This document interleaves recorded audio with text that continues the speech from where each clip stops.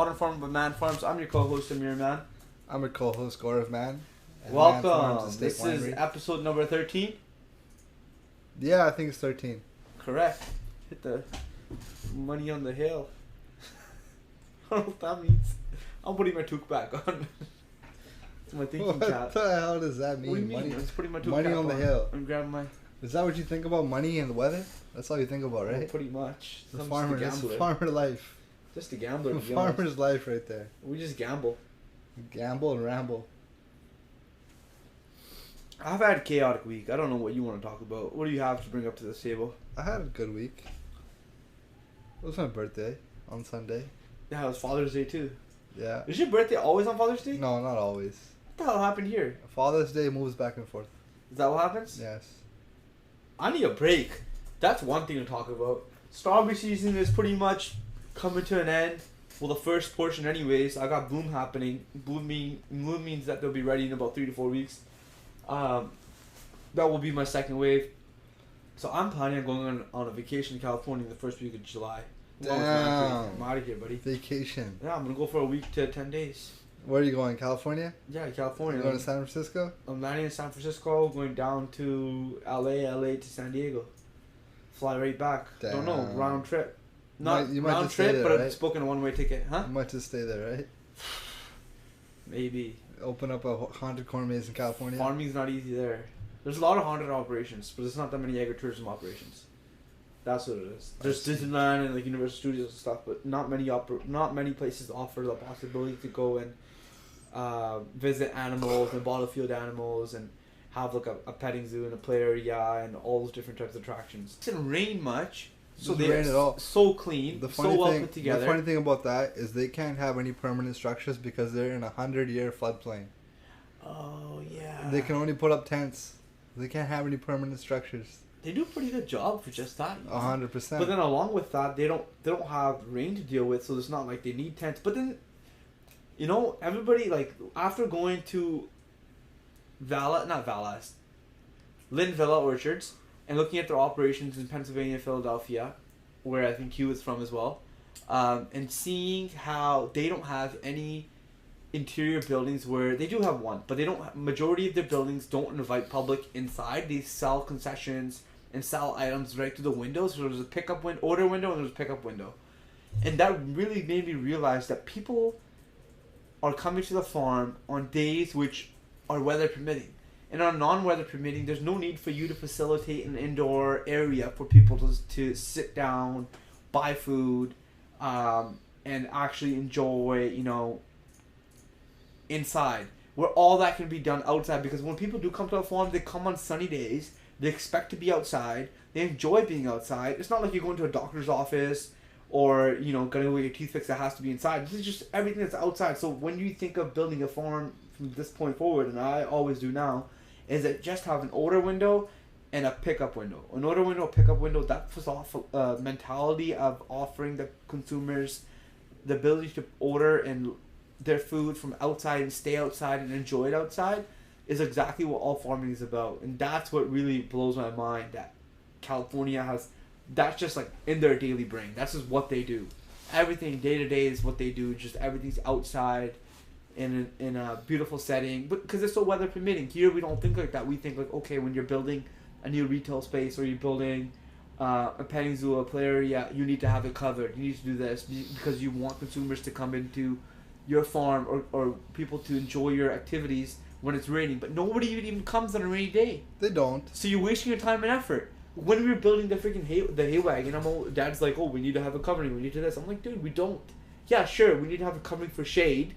And it provides like a bit more of an atmosphere, but it doesn't need to be built out of aluminum or tin or metal. It could be literally made out of plastic. Did you see what Jeff Probst posted on Facebook? What did he post on Facebook? Did you see what he made a video of how he's standing in water, and it's been raining so much. First off, he starts the conversation off. He's like, I have a big PSA to announce for all of you guys. And it's from a farmer about the farming community. He's like, this is one of the wettest years we've ever received in whatever area he's talking about. I think he's pretty much speaking nationwide in America. And that has been causing farmers big problems. And he's like, I need to make a PSA public service announcement, and I really ask for everyone's support. He said, stop uploading to the cloud. Photos and videos that you guys keep uploading to the cloud are filling up the clouds. There's no much space in the clouds. What? And the clouds are precipitating and raining on us. Damn. It's everybody's screwing everybody. It's global clouding. Global networking? It's called global warming. He was making a joke, by the way. I know. Yeah. I'm going with the joke. Jesus. He spilled half of it. You know how farmers can get away with having bad weather? How's that? Indoor events. I don't think farmers can really get away with that. Why not? Why do you think that people... Okay, go ahead. I'm talking about agri-tourism farmers who are bringing people here to the farm for education. Do you think there's that magical idea out there where you can do an indoor event where thousands of people show up on a consistent basis? To do something inside on a farm? Yeah. I'm really thinking hard right now. That's the gold mine right there. No. There's nothing, right? No. You probably pondered that thought a lot. I've thought about covering the haunted corn maze. Covering a portion of it. I think I may do that for the escape room area this year. I don't know what I'm going to do with the city to get it passed, but it's going to be definitely something that I need to really think about and get started on thinking about right now, especially because it's going to be such a permit issue and a BC technical issue. But I'm doing everything by the book this year, buddy. I'm passing the permits. I'm not building something and asking for permission afterwards. Damn. I've been doing it way too much. Let's talk about Sunflower Festival. What about the Sunflower Festival? You remember that one time where I said that it's for pretentious people? I don't think anybody saw that. I don't know if you remember or not, but I was saying that Sunflower Festival is an IG event, so meaning that people are literally coming out to a field to take a picture of themselves to show up to their friends and family, meaning that they're participating in an activity to show off, and showing off is essentially pretentious, and not a knock, let them do what they want to do and no judge on them, but but my thing is, I think that we should really level up and really jump into that whole culture of IG and what's hip and what sells. Sex, drugs, and rock and roll, essentially. And those things, I think, in a macro setting, have an underlying... They are really the foundation of what is actually happening in our society in regards to social media. So, for example, if influential individuals are taking pictures with Louis Vuitton or Gucci, or if influential individuals are getting tattoos in a particular type of way, those things gain attention, and as they gain attention, they become more relevant in society. As they get more relevant in society, they stay on people's brains longer. People think about those things and then participate in those similar type of activities, or they have an influence on their lives. That's why essentially influencers are influencers. They have an influence on people's lives to do different things because they're experiencing themselves, to buy different items because they're purchasing it themselves. Right? So I think that for a Instagram Sunflower advertisement, we should get hot girls, good looking guys, dressed in Louis Vuitton, Gucci, Balenciaga, everything, head to toe, Givenchy, in the field, like dripping, jewelry, fake teeth, grills, buddy. I'm talking about grills. Now you sound like a music video. I'm serious. Like a T-Pain music video. I'm serious. I'm not even. It doesn't have to be tacky like that. But like, for example, Khloe Kardashian is taking a picture with 47 different sizes and types of Louis Vuitton bags in the freaking sunflower field. Or getting like a freaking Ferrari or a Bugatti in the freaking sunflower field and take a picture with it. I have no clue how that would happen. But can you imagine? Yeah, it's just getting people's attention, getting them to look at it. That's how deep we should really jump into the freaking rabbit hole, I think. Sunflower Festival with hot girls, good-looking men, and dressed in freaking Gucci. branded clothes. Drippin', dude. Supreme. Drippin'. Yeah, Supreme. drippin', hella. Drip, drip. Damn. Dude, it's seriously, I'm literally just, like, in regards to our social media and our advertising, I'm looking for the right people to come and take pictures with us inside the Sunflower Field, or I'm asking the right influencers to come out on a private event, which is, of course, cool and important, etc. It's good, right? But I really think that we should dive deep into that rabbit hole of figure out how to collaborate with bigger brands to do bigger photo shoots, which are a bigger influence, essentially, is what I'm trying to get at. And I don't know how to execute that, but I think that it requires hard work of me DMing, saying, hey, this is what we're going to have. This is our Instagram page for this specific Remember festival. I told you... We want you guys to come out. Remember I told you to ask one of your employees 1 hour a day to do it? Remember I told you to post on your Instagram every No, single I'm day? just saying. No. Now I'm going off your point. Yeah. I told you one employee, 1 hour a day, every day.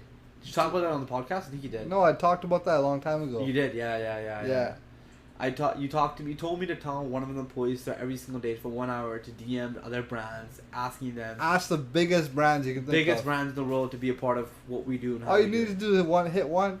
That's all you need to do. That's right. The Rock. Hit puts the you Rock, on. Dwayne Johnson. Dwayne Johnson puts you on, brings his kids. It doesn't matter. Can you imagine? Shit. No, but literally, that's the direction or what you're trying to get across is the scalability, numbers. Because if one person puts you on, it hits, it bangs, like never before. That's it. That's it. That's a clip right there, dude. Boom, boom, bow. Look at that. Yeah. That's massive right there. It's just finding the right person to do the right job and not getting too fed up over the small things. I'm getting way better at not caring about the small things. Way better. I don't give a shit. Yeah. Yeah, seriously. That's good. Like way better. I've got like some solid examples here. Really? Yeah. That's good. Why? 'Cause you feel like you suck at it, right? No. I'm getting better at it. Why are you getting upset at I'm it? not upset at Why are all. you getting upset? I'm not upset at all. I just know why you brought it up, because you think I'm bad at it. I'm not bad at it. No, but I just feel like I'm getting better at not sweating the small things. Before I used to sweat it a lot. No, I don't sweat this. How employees were dealing with some things, or how employees were, I just feel like people really need their space, and that's something that I've tried to think about on a daily basis. 100%. But now I'm getting way better at really executing on it, and that I'm seeing the payoffs. I have so much more time for me to do my shit. So much more time. Way more time. I just started posting on Instagram and Facebook less. I started letting Camille and Delena just post way more. And yeah, they make mistakes. Yeah, things happen which aren't, like, mistakes happen. This is the way it works.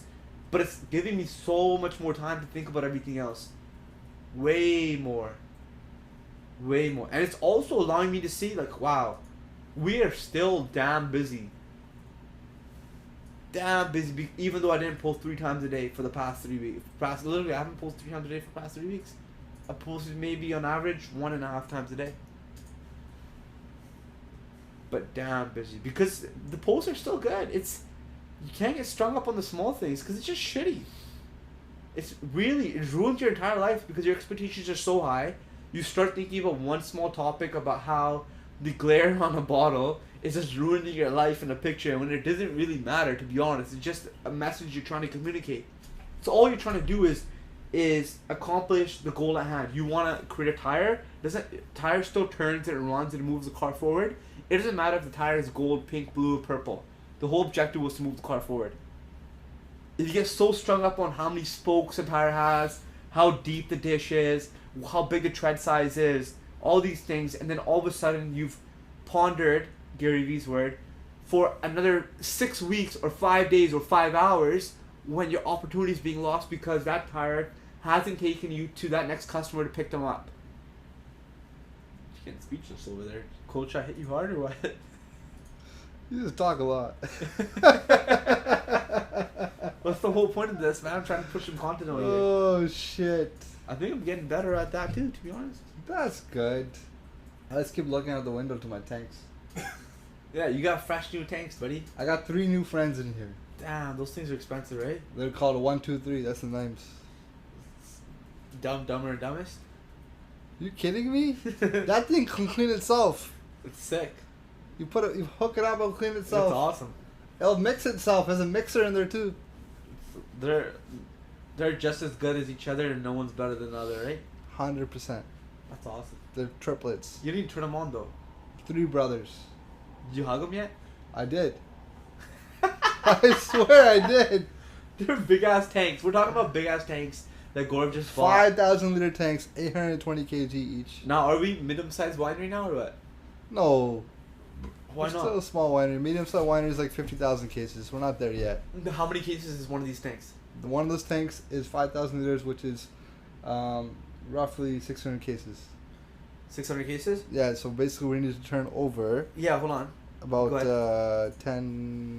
1,000 of those tanks to become a medium-sized winery. 1,000 of each tank. Yep. No, sorry, 100. 100. 100 times 600 is 60,000. Yeah, that's right. So 100 tanks we need to turn over. So basically we need to turn those over 33 times, all 3 of them. They become a medium-sized winery. Wineries can get massive. Laurent was talking about, you go to a winery in France, they give you a nozzle, like a gas tank nozzle, and you bring a jug, like a giant little jug, and you fill the thing up with that. It's like $2 for that.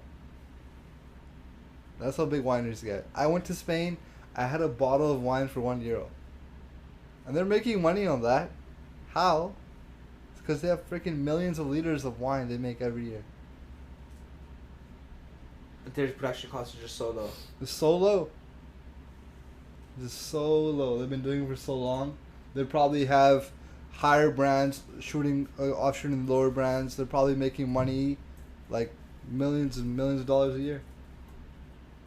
100%. So Yeah, I know. I wish I could dedicate more time to our wine. the wine is a I really freaking wish I could. gold mine. I still have the time. I look over there and be like, this is I'll have the time soon. I'm swimming in wine right now. Come soon. Yeah. So we're gonna have 3 more. I just really think I could do such a good job in the wine marketing. I You don't could. get time. I don't get time for it. You just I gotta, don't get time. you gotta put on a freaking T-Pain song, get some grills. It's not that easy, dude. I know. I just think that it's so it is not that easy, but it's so easy at the same time. Influencers love wine. No, but I'm not even talking about the marketing side of things and so on either. Like even the business development, scaling it and going to getting the right customer, or getting the right people into the room, going to maybe angel investors meetup. You know, just having the right people coming to see it. I just think the right people need to get into the room to see what we're doing in regards to the wine and what the potential is for where it to go for us to get the larger capital investments for it to really grow to where it needs to. Or like Manjeet Minhas, who has the right distribution channels, to be like, yeah, this is a wine that I want to put on. I will help you guys from A to Z to get your wine from where it is to now, drop your production costs, take it into the right stores, get the right, what's it called, cycles going, so the right turnovers, the right systems going, for you to really do this consistently. And tell her to take equity stake in the winery. It's fine. 4%.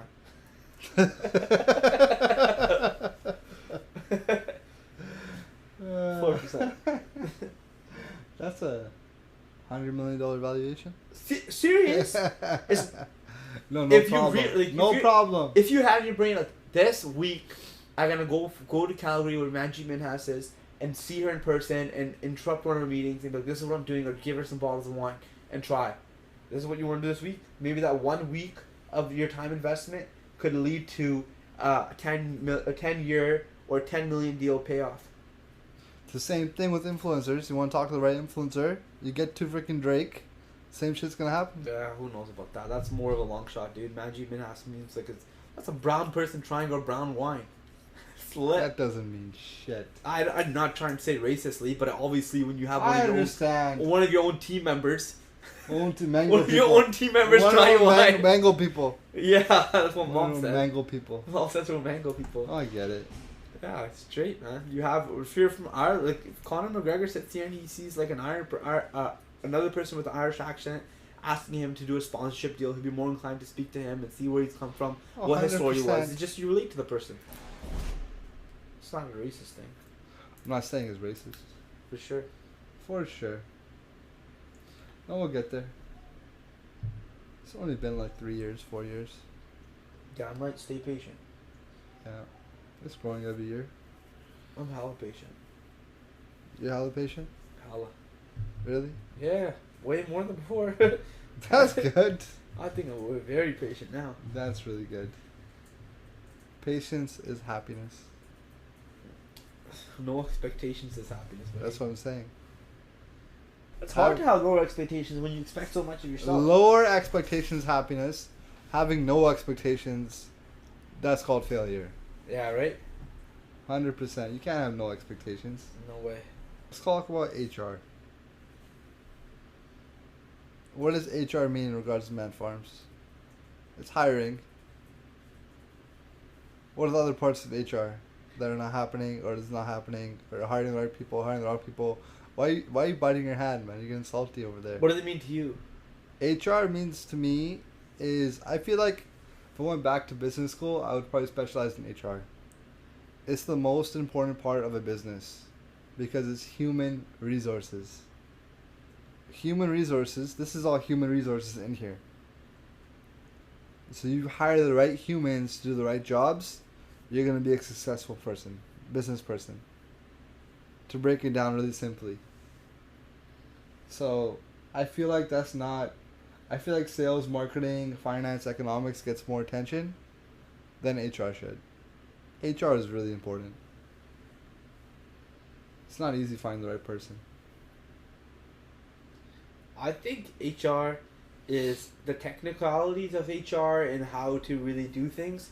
It comes through experience and knowledge, and that's like the skills, right? But I think HR boils down to one thing and one thing only. It's being empathetic. Empathetic towards two parties. One is the employer and one towards the company. The employer needs to be empathetic towards the employee, and the employee needs to be empathetic towards the employer. Simple as that. It's just knowing about what makes employee X tick, what really gets them going. Is it a balanced work-life balance? Is it just a really good work-life balance and making $15-20 an hour? Or is it like that person really wants to be in the right place and learning what it is? Is it that person needs to have a part-time job just so he can make it through college? Is it that person is trying to be an actor for the Haunted Cormorants because they want to have fun? It's just every single person that I've ever had the opportunity to work with has a different story. However, the stories are all the same. They all want to fit into 4, 5, 6 different types of buckets that it's just generally like you just start seeing over and over again. And I didn't know that from the beginning. I was just like, learning. But now, like I've had the opportunity, you've had the opportunity working with executive chefs. I've had the opportunity working with marketing managers. We've had the opportunity working with hundreds, if not thousands, of different types of students. Probably thousands, right? No, hundreds. Say close to 1,000. No, actually, no, man. We probably employed 200 different people over the year, right? Or 1 year. You think more? Let's say 100 is. No, dude. We have like 100. We have like I think 100 people on home base now. Don't you think that throughout the year we see close to, if not, 200 people? Like, imagine the Haunted Cormorants is 90 something people on its own. As actors and stuff. Yeah, but still, I get to see their perspective, and they fit into 3 different buckets. What are the buckets? For actors, they want to come there and have fun, they want to come to every single day, and make money, or they really enjoy acting. But it's mostly the main two. They want to have fun, they want to make money. It's a part-time job that they're doing a pretty good job at. Or the last one is that they have some sort of experience in whatever they're participating in. So like Camille, that makeup artist, she really loved it. Or like Kenzie, the makeup artist, she really loved it. And a couple of the makeup artists, sorry, I'm not good with names. Brianne, she was a really good makeup artist that really loved it.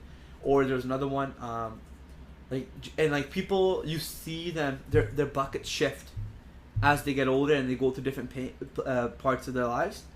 And that's not something that you have experienced to see for every single type of employee, but sometimes you can see it really quickly where they have a health circumstance that hits them and like their bucket just shifts, or they have a weird thing that happens in their like in their like I don't know, their family, and just bucket of shifts, and you can see that happen as you are connecting with that employee on a daily basis, and then it's our responsibility to be like, hey, listen, how can we help you get through that? Are you gonna be able to help us do what we expect of you? That's it. And if they're like, no, we can't, we're like, yeah, we can, but I want this. Okay, are you worth it? Do you deserve it? Oh, you do deserve it? Why do you deserve it? How much do you want then? I want this much. Can we meet here? Because this is what Man Farms is currently able to provide.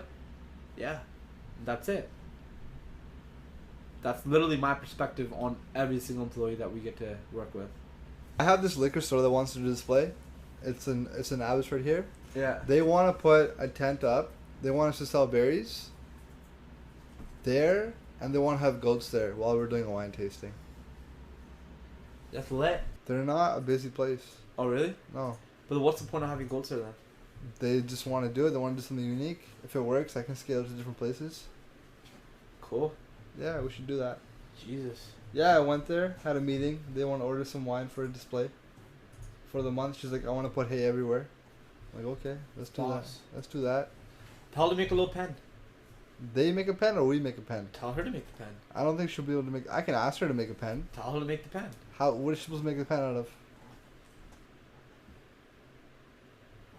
She go to Home Depot and get like 1x4s or like 1x4s and connect them somehow, like small fencing, like 4 feet high fencing. Why don't we make the pen? Doesn't that make more sense? You want us to spend time and effort to Don't make we the already pen? have something made up? We A can pen. pick up and put down for like one goat. No, No, really. What would we have? We've made stuff in the farm. We took But it that's off. literally like us taking it and drilling it, and like that's like on the job type of thing. How would we go make it at someone else's place? Can't you just make a portable pen? And now then you're asking for 2 or 3 guys to go set up a pen. Yeah, but it's worth it. I don't think so. You don't think so? Nope. You don't think that would get hits on social media? You think that would sell wine? You don't think that would sell berries? Not at a liquor Having store. a pen. Not at a liquor store with slow traffic. I think that would hella make hits if you're gonna ask me to do a liquor store on Robson Street, or Granville Street, or in Granville Island. That would hella get hits. Because people, there's already so much foot traffic. It's my honest opinion. No, that's fair. You I gotta feel start, like you gotta start somewhere. I just feel like if you want to invest Oh, the of time and effort course. towards making something which is as obviously it'll take half a day of 2 guys to go do that because they have to collect the materials, have to get the tools, go Sure, make it. sure. They have to actually be able to speak English, so because they have to communicate with the person what they're allowed to do, what they're not allowed to do in the Yes. facility. Yes. Right? Is it even first? Probably is food safe because there's nothing that they're selling which is actually like that they prepare, and then being able to manage the goat, and like I don't trust everybody to do that. And then do you want to have someone there dealing with the goat the whole time? Hell yeah. Exactly. So then Hell yeah. exactly. Then you have to have somebody there manning the goat. I will. Yeah, I'm just telling you. I like your idea. I'm just trying to make it to where it is actually beneficial for Man Farms to invest the time and money to go do that. Regardless of whether people buy wine, berries, or goats that day, the event's gonna go well. I can pitch the idea to the busier stores. They'll do the same thing, and they'll kill it. Yeah, you should do that. You should pitch that idea. The second of all, the customer you're talking to right now is not. They're not the customer walking in, but it's the customer who's buying the wine in bulk. That customer is so much more likely to sell your wine versus another competitor. If you go out of your way to do something like that. If you have the assets and you go there and you give them something of value more than you can get back. I agree with what you're saying. 100% agree with what you're saying. Great, so let's make a pen, get the tent set up. I'll hire another employee. They'll go there to sell the berries and look up the goat at the same time. Yeah, I'm not I'll interested. be inside and sampling the wine, selling it. I'm not interested in adding anything else onto my plate. I've told everybody that. Minimalism is my new motto. Cut down as much as bullshit that I can get rid of as much as possible and focus on things that I'm good at. I'm so happy that I have had some sort of brain change where I'm not actually giving a shit about how the produce display is set up in the front. I haven't talked to any single person about anything about the front produce display. I don't know if you've noticed or not. Do you even go out there? Yeah. I try not to. I try not to. I go out there and be like, there's more veggies and strawberries out there. Yeah. I try not to go out there. I seriously do. I don't even look at the numbers. It's like Fruticana. I don't look at the numbers. I had a brain change, buddy. I don't even look at the numbers. I know that wholesale, I'm taking care of my wholesale clients like nobody else is. I know my Honda Cormier is being planned better than any other year before. I know that my marketing employees are having a better experience on a daily basis than ever before. I know my guys, which I'm managing, I'm connecting with them on a daily basis, every single one of them. I know that because I'm not wasting my time focusing on things that other people can do, that I should have let go years ago. Yeah, it's an epiphany, buddy. That's a big word. I focus on my buckets, man. My 34 buckets. My big buckets. Just like everybody else has buckets, I gotta focus on my own. Very good. That's it. I can't do anything else. I got 2 big buckets. I got 2 big buckets and 1 bucket that's growing. We're not talking about buckets at KFC. I know. I got 2 buckets and 1 that's growing. I got you got a baby or what? I went and got went to 7-Eleven because I saw advertisement on the side of the road. Your mouth started watering and you saw that chicken. And then I was on the phone with Calvin, and he's like, "Yeah, got a taquito, got a taquito." And I was like, "I'm not a really big fan of taquito," so I bought one taquito, took a bite out of it, and like put it in the back of my truck. It was probably gross, It was right? whatever. It was so good. And then I got it was a bucket. $11 for 10 wings and 10 potato wedges. That's potato probably wedges. gross. Are you kidding? It was so good. Really? Yeah, $11, dude. 55 cents a freaking piece. Wow. I had some. I gave some to Paco's, to Cesar, Alfredo, everybody, dude. They had a good little fiesta for $11, buddy. That's a party right there. I had a beer too. I was living large. That's great. You said you had some content for the podcast. You were going to save it for the podcast of what you did over the weekend. Oh, I have right here. I'm ready. What was it? First thing was this. On my birthday, I went to the Price is Right. You went to Price is Right? Price is Right. Was it lit? It was lit. Tell us what the Price is Right. Okay, basically you go there. The show is at 2. It's a show, right? Yeah. You sit there. I was like front row.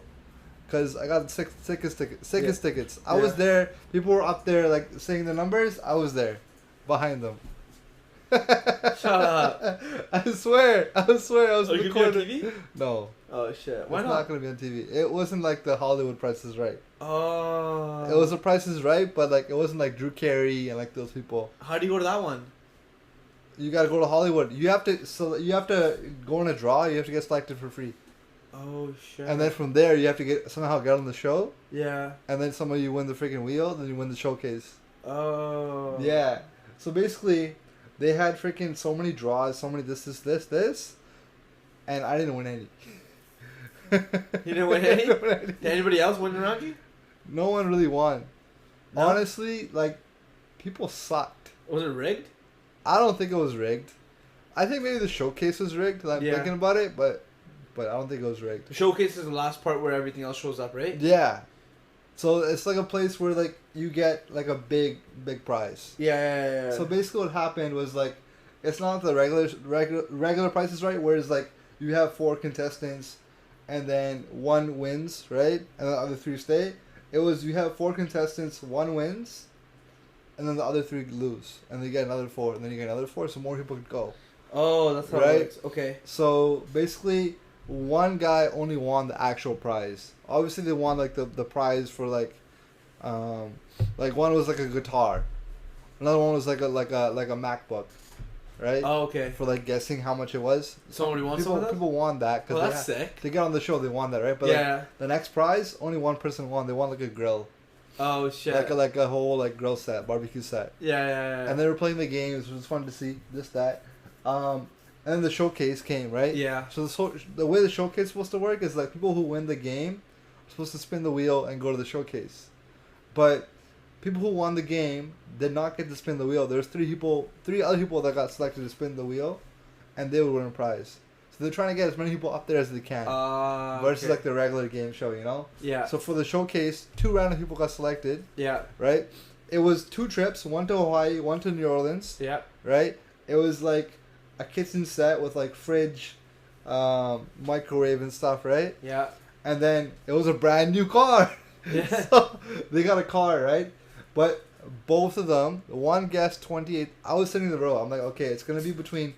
It's probably going to be like $22,000 or $23,000. What, it was a car though? No, it wasn't the best car. Yeah, how much is the car you think worth? I thought the car was worth like 16. How much do you think? What was it? I think everything else was worth like 6 or 7. Okay. Right? So I was like $22,000 or $23,000 it's going to be, right? One person gets 28,000 like 900. Other person gets 22,500. I would have guessed the 28. Yeah, then what?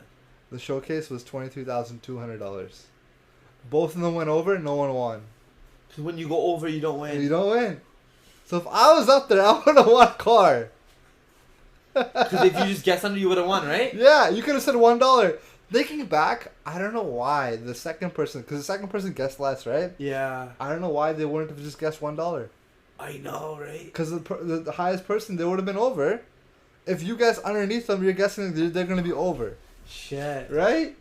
So why wouldn't you guess $1? That's so much fun. I get fascinated by things like that. I think around for a long time. It's like, yeah. I was thinking about like shit, like that makes so much sense. That's funny. Yeah, but they were showing highlights on like old people, right? Like old shows. one girl guessed $1, right? The second guy guessed $2. So the $2 guy won. How long were they doing that for? The show was like hour and a half, 2 hours. Okay. And then what else did you do for your birthday?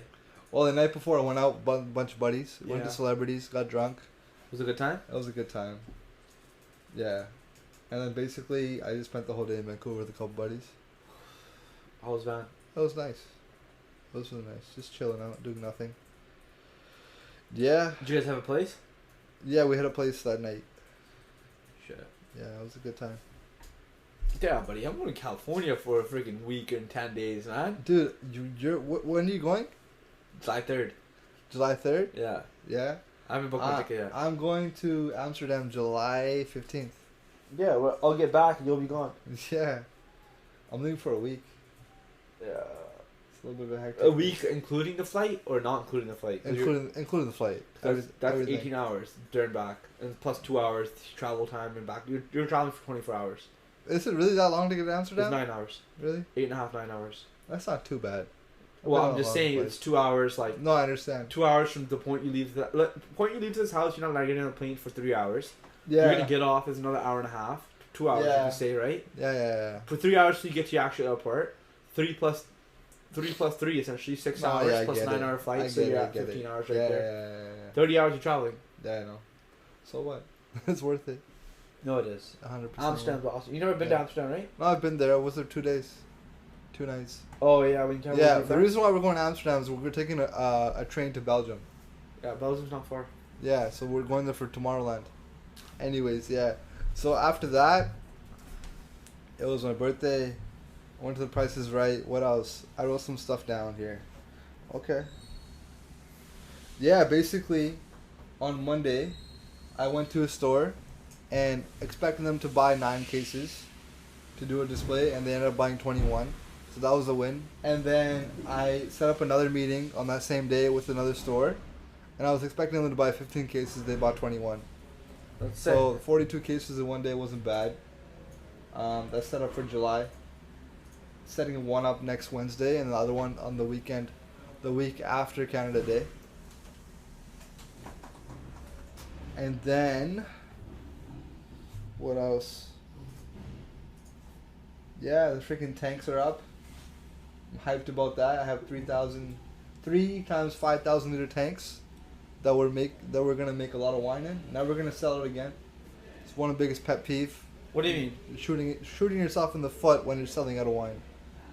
Of what? Selling out a winery, shooting yourself in the foot. Why? What do you do? What happened? What do you mean? What happened? I don't understand. What do you mean you never sell it again? Never sell out again. Oh, never sell out again. Okay. I Never sell understand. out again. Yeah. Right now we're sold out of 2 products, and those products could be selling.